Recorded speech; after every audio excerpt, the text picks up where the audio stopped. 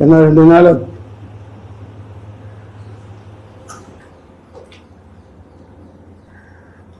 தூக்கம் இல்லை. எப்படி தூங்க முடியும்? சொந்த ஊர் கரூர் பள்ளப்பட்டினா வளர்ந்த ஊர். என் வீடு இன்னமும் பள்ளப்பட்டியில் தான் இருக்கு. அந்த பகுதி மக்கள் இவ்வளவு பெரிய அந்த சாகையில அந்த மரணி கீழே அவங்க எவ்வளவு வேதனையில் அனுபவிச்சிருப்பாங்க. கத்தியில குத்திருக்காங்க, அடிச்சிருக்காங்க, கீழே தள்ளி இருக்காங்க, பள்ளம் வெட்டப்பட்டு உள்ள தள்ளி விடப்பட்டு மிதிப்பட்டு எவ்வளவு துடிச்சு செத்துருப்பாங்கிறத யோசிச்சு பாருங்க. நம்ம நாட்டில் இப்படியெல்லாம் நடக்குதுங்களே எனக்கு ரொம்ப அவமானமா இருக்கு. வேற எனக்கு ஒன்றும் சொல்றதுக்கு இல்லை. நீங்க ஏதாவது கேள்விகள் இருந்தா கேளுங்க.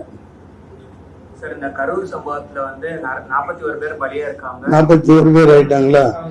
இதை வந்து நிறைய பேர் அரசியல் ஆக்குறாங்கன்னு சொல்றாங்க. இது எப்படி சார்? என்ன இதாக அரசியல் ஆக்குறது? உண்மை தானே.